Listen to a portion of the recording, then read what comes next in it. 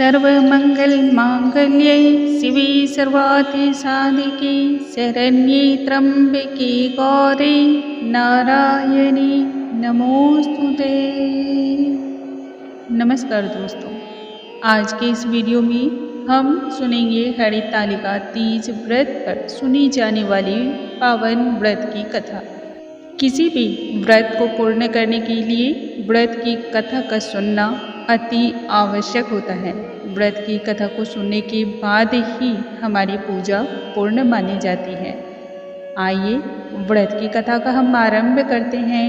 उससे पहले आप अपने हाथों में एक पुष्प जरूर रख लें और अपने सर को जरूर ढक लें। इसके साथ ही किसी न किसी आसन पर ही बैठें। व्रत की कथा को शुरू करने से पहले प्रथम पूज्य देवता भगवान श्री गणेश का हम ध्यान करेंगे और उसके बाद व्रत की कथा का आरंभ करेंगे। ओम श्री गणेशाय नमः। ओम नमो भगवते रुद्राय। श्री भोले शंकर बोले, हे गौरी, पर्वतराज हिमालय पर स्थित गंगा के तट पर तुमने बाल्यकाल में ही 12 वर्षों तक उल्टे मुख होकर के घोर तपस्या की थी। इतनी बड़ी अवधि में तुमने ना तो अन्न का सेवन किया और ना ही अन्य प्रकार की किसी और वस्तुओं का धारण किया। पेड़ों की सूखी पत्ती को चबाकर अपने समय को बिताए। माघ की विकराल शीतलता में तुमने निरंतर जल में प्रवेश करके कठोर तपस्या की। वैशाख की जला देने वाली गर्मी में तुमने पंचाग्नि से शरीर को तपाया। श्रावण की मूसलधार वर्षा में खुले आसमान के नीचे अन्न और जल ग्रहण किए बिना ही समय को व्यतीत किया। तुम्हारे पिता इस कष्ट, इस साध्य तपस्या को देखकर अत्यंत दुखी हो रहे थे। उन्हें बहुत अधिक क्लेश होता था। तब एक दिन तुम्हारी तपस्या तथा पिता के क्लेश को देखकर नारद जी तुम्हारे घर पधारे। तुम्हारे पिता ने हृदय से अतिथि का आदर सत्कार किया और उनके आने का अभिप्राय पूछा। तब ऋषिवर नारद जी ने कहा, हे गिरिराज, मैं तो भगवान विष्णु के भेजने पर ही यहाँ उपस्थित हुआ हूँ। आपके समक्ष आने का बहुत बड़ा एक कारण लेकर आया हूँ। आपकी कन्या ने बहुत बड़ा और बहुत कठोर तप किया है। इससे प्रसन्न होकर भगवान श्री हरि आपकी पुत्री से विवाह करना चाहते हैं। इस संदर्भ में आपका क्या कहना है? आप कृपया कर कहें। नारद जी की तब बात सुनकर गिरिराज गदगद हो उठे, जैसे उनके हृदय का सारा बोझ ही उतर गया। ऐसा लगा जैसे वो दुख के सागर से बाहर आ गए और प्रसन्नचित्त होकर बोले, हे श्रीमान नारद, यदि स्वयं भगवान विष्णु ने मेरी कन्या को चुना है, मेरी कन्या का वरण करना चाहते हैं, तो भला मुझे क्या आपत्ति हो सकती है? वे तो साक्षात ब्रह्म हैं। हे महर्षि, हर पिता की हार्दिक इच्छा होती है कि उसकी पुत्री सदैव सुख संपदा से युक्त पति के घर की लक्ष्मी बनकर रहे। पिता की सार्थकता तो इसी में है कि पति के घर जाकर उसकी पुत्री पिता के घर से अधिक सुखी रहे और पिता के घर को भी भूल जाए। तुम्हारे पिता की स्वीकृति पाकर तब नारद जी भगवान विष्णु के पास गए और उनसे तुम्हारे ब्याह के पूर्ण होने की खबर को सुनाया। इस बात का संबंध जब तुम्हारे कानों में पड़ा तो तुम्हारे ऊपर मानो जैसे वज्र गिर गया। तुम्हारे दुख का कोई ठिकाना ना रहा। अत्यंत दुखित होकर तुम विरह करने लगी और विलाप करने लगी। तब एक दिन तुम्हारी एक सखी ने तुम्हारी इस मनोदशा को देखकर तुमसे इसका कारण पूछा। तुमने सभी कारण उन्हें बताया। तुमने उन्हें बताया कि मैंने अपने सच्चे दिल हृदय से भगवान शिव शंकर को पति के रूप में वरण किया है, परंतु मेरे पिता ने मेरा विवाह भगवान विष्णु से निश्चित करा दिया। मैं विचित्र धर्म संकट में हूँ। मुझे क्या करना चाहिए? प्राण त्यागने के अतिरिक्त अब कोई भी उपाय मुझे नहीं दिखाई पड़ रहा है। हे सखी, तुम तो बहुत ही समझदार और बहुत ही सूझबूझ वाली हो।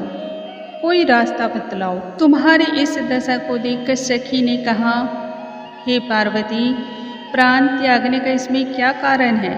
संकट के हर एक मौके पर धैर्य से काम लेना चाहिए। नारी के जीवन की सार्थकता तो इसी में है कि पति के रूप में हृदय से जिसे एक बार स्वीकार कर लिया, जीवन पर्यंत उसी से निर्वाह करना चाहिए। सच्ची आस्था और एक निष्ठा के समक्ष तो ईश्वर को भी झुकना पड़ता है।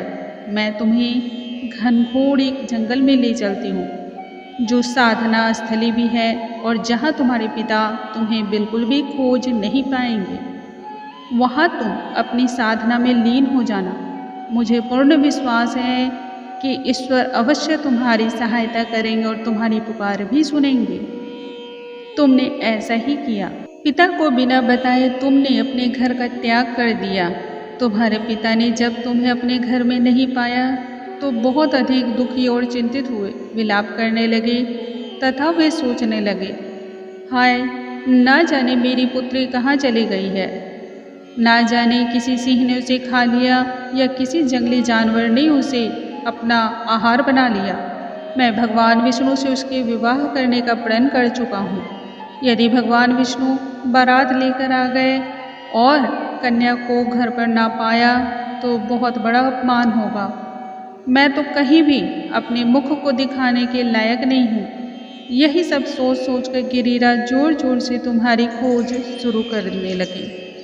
इधर तुम्हारी खोज जोरों शोरों से होती रही और उधर तुम अपनी सखियों के साथ एक रमणीक तट पर पहुंचकर गुफा में मेरी आराधना करने में लीन हो गई। भाद्रपद शुक्ल पक्ष तृतीया को हस्त नक्षत्र था। उस दिन तुमने रेत के शिवलिंग का निर्माण किया और मेरा व्रत आरंभ किया। उस बालुकामयी प्रतिमा को बनाकर अनेक प्रकार के अभिषेक से मुझे तृप्त किया। रात भर जागरण करके मेरी स्तुति की, भजन कीर्तन किया। तुम्हारे इस कष्ट साधना तपस्या से प्रभावित होकर मेरा आसन डोलने लगा। मेरी समाधि टूट गई। मैं तुरंत तुम्हारे समक्ष जा पहुंचा और तुमसे वर मांगने के लिए कहा। मैंने कहा, मैं तुम्हारी तपस्या से प्रसन्न हूँ, अतः तुम जो मांगना चाहती हो मांग लो। अपनी तपस्या के फलस्वरूप मुझे अपने समक्ष देखकर तुमने कहा, मैंने पूर्ण रूप से पति के रूप में आपका वरण किया है। हृदय में आपको पति का स्थान दिया है। यदि आप सचमुच मेरी तपस्या से प्रसन्न हैं तो कृपया कर यहाँ पधारें और मुझे अपनी अर्धांगिनी के रूप में स्वीकार करें। तब मैं तथास्तु कहकर कैलाश पर्वत पर लौट आया। प्रातः होते ही तुमने पूजा की सारी सामग्रियों को नदी में प्रवाहित करके अपनी सहेली के साथ व्रत का पालन किया। उसी समय अपने मित्र, बंधुओं और दरबारियों के सहित गिरिराज तुम्हें खोजते खोजते वहां आ पहुंचे। तुम्हारी ऐसी स्थिति देखकर और तुम्हारे इतनी कठिन कठोर तपस्या को देखकर इसका कारण पूछा। उस समय तुम्हारी ऐसी दशा को देखकर गिरिराज जोर जोर से रो रहे थे। अंदर से अत्यधिक दुखी हो रहे थे और पीड़ा के कारण उनके आंखों से आंसू बहे जा रहे थे। तुमने उनके आंसुओं को पोंछते हुए विनम्र स्वर में कहा, हे पिताजी, मैंने अपने जीवन का अधिकांश समय कठोर तपस्या में बिताया है। मेरी इस तपस्या का केवल एक ही कारण था कि मैं महादेव जी को अपने पति के रूप में प्राप्त करना चाहती थी। आज मैं अपनी तपस्या की कसौटी को पूर्ण कर चुकी हूँ। आप क्योंकि विष्णु जी से मेरा विवाह करने का निर्णय ले चुके थे, लेकिन मैं मनी मन महादेव जी को अपने पति के रूप में वरण कर चुकी थी। अतः इस तरह से मैं कैसे रह सकती थी? मैं भगवान विष्णु से किस प्रकार से विवाह कर सकती थी और उनसे अपने बंधन को कैसे जोड़ सकती थी? मेरा जन्म तो सिर्फ और सिर्फ महादेव जी के लिए ही हुआ है। भगवान विष्णु से मैं विवाह नहीं कर सकती हूँ। आप ये मुझसे वादा करें कि मेरा विवाह सिर्फ और सिर्फ महादेव जी के साथ ही होगा। मैं भगवान शिव को ही अपने पति के रूप में प्राप्त करना चाहती हूँ। यदि आप मेरे इस वचन को मानते हो तो मैं आपके साथ चलने को तैयार हूँ। इस शर्त पर गिरिराज मान गए और तुम्हें अपने घर ले आए। कुछ समय के पश्चात पूर्ण तरीके से शास्त्रोक्त विधि पूर्वक जो है तुम्हारा और हमारा विवाह हुआ। दोनों का विवाह सूत्र में बांध दिया गया। हे पार्वती, जिस दिन तुमने कठोर तपस्या से वरदान को प्राप्त किया और मुझसे ये वचन लिया कि मैं तुम्हें अपनी पत्नी के रूप में वरण करूँगा, उस दिन भाद्रपद माह के शुक्ल पक्ष की तृतीया तिथि थी। इसलिए मैं ये आज से वरदान देता हूँ, जो भी सौभाग्यवती स्त्रियाँ अपने सौभाग्य में 4 चांद लगाना चाहती हैं या फिर जो कुंवारी कन्याएं मनवांछित वर के फल की प्राप्ति करना चाहती हैं, उन सभी को सौभाग्य प्राप्ति और मनो इच्छा अनुसार पति के रूप में प्राप्ति के लिए इस व्रत को धारण करना चाहिए। इसलिए सौभाग्य की इच्छा कामना करने वाली प्रत्येक स्त्री को यह व्रत पूरी निष्ठा और आस्था श्रद्धा के साथ रखनी चाहिए। जिस प्रकार से भाद्रपद तृतीया शुक्ल के हस्त नक्षत्र में माँ पार्वती ने बालुकामयी शिवलिंग का निर्माण किया और भगवान भोलेनाथ की स्तुति में लीन होकर रात्रि का जागरण किया। माता की कठोर तपस्या से प्रसन्न होकर शिव ने उन्हें अर्धांगिनी के रूप में स्वीकार किया। उसी प्रकार से जो भी महिलाएं पूर्ण विधि विधान के अनुसार और पूर्ण निष्ठा के साथ इस व्रत को करती हैं, मन ही मन में अपने अनुरूप पति को प्राप्त करती हैं। इसके अलावा भी आपको कुछ नियमों का पालन भी करना चाहिए। माँ पार्वती ने अनेक प्रकार की कठिनाइयों का सामना किया और नियमों का पालन भी किया। इसलिए जो भी व्रती हैं उन्हें भी इस दौरान कुछ नियमों का पालन करना चाहिए। जैसे कि यदि व्रत कर रहे हों तो आपको सोना नहीं चाहिए, वरना अगले जन्म में अजगर का जन्म में वो जन्म लेती हैं। जो दूध पीती हैं वो सर्पनी बनती हैं, जो व्रत नहीं करती हैं वो विधवा बनती हैं, जो शक्कर खाती हैं वो मक्खी बनती हैं और जो मांस खाती हैं वो शेरनी बनती हैं। जो जल पीती वो मछली बनती हैं और जो अन्न खाती हैं वो सुअरी बनती हैं। जो फल खाती है वो बकरी बनती हैं। अनेक प्रकार के जन्मों में ऐसे में उनका चयन किया जाता है। इसलिए हरितालिका तीज व्रत को पूर्ण निष्ठा के साथ और पूर्ण भक्ति के साथ जितना आपसे बन पड़े उसके अनुरूप आप अपने व्रत का पालन करें।